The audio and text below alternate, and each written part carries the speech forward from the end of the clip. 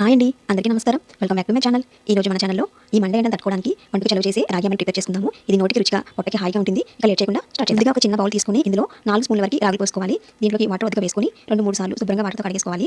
ఇందులోకి రాగులు మునిగేంత వరకు వాటర్ వేసుకొని నైట్ మొత్తం నానబెట్టుకుంటే మార్నింగ్ చేసుకోవడానికి ఈజీగా ఉంటుందండి. లేదు అంటే రాగుల్ని పిండి పట్టించుకొని పెట్టుకుంటే మార్నింగ్ చేసుకోవడానికి చాలా ఈజీగా ఉంటుందన్నమాట.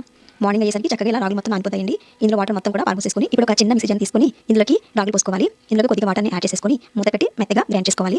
చూడండి, వీడియోలో చూపించినట్టుగా ఈ విధంగా మెత్తగా గ్రైండ్ అయిపోతుందన్నమాట. దీన్ని పక్కన పెట్టేసుకోండి.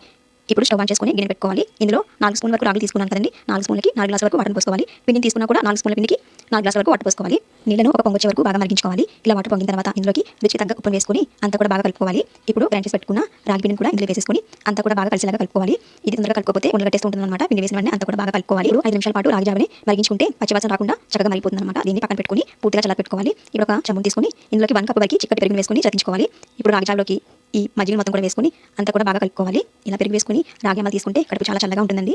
ఒకసారి అంతా కూడా బాగా కలిపేసుకొని ఇందులోకి ఇంకాస్త కొంచెం రుచిని పెంచడం కోసం 1/2 టీ స్పూన్ వరకు జీలకర్ర పొడి, 1/2 టీ స్పూన్ వరకు మిరియాల పొడి, కొద్దిగా సన్నగా తరిగి పెట్టుకున్న ఉల్లిపాయ ముక్కలు, కొంచెం మంచి ఫ్లేవర్ రావడం కోసం కొద్దిగా వేసుకోవాలి. ఒకసారి అంతా కూడా బాగా కలిసేలాగా కలిపేసుకోవాలి. అంతేనండి, చాలా సింపుల్గా ఎంతో టేస్టీగా ఉండే హెల్దీ రాగి అంబలి ఇలా ప్రిపేర్ చేసుకోవచ్చు. ఈ వేసవి కాలంలో రోజుకి 1 గ్లాస్ తాగినా సరే ముఖ్యంగా అతిదాహాన్ని అలాగే బాడీలో ఉండే వేడిని తగ్గించడంలో ఈ రాగి అంబలి చాలా బాగా ఉపయోగపడుతుంది. ఇంకా ముఖ్యంగా జీర్ణక్రియ బాగా పనిచేయడం కూడా ఈ రాగి అంబలి చాలా బాగా హెల్ప్ చేస్తుందన్నమాట. తప్పకుండా ఒకసారి మీ ఇంట్లో ట్రై చేయండి. వీడియో నచ్చితే లైక్ చేసి మీ ఫ్రెండ్స్ అందరికీ కూడా షేర్ చేయండి. కొత్తగా ఎవరైతే నా ఛానల్ చూస్తున్నారో ప్లీజ్ లైక్ చేసి సపోర్ట్ చేయండి. Thanks for watching.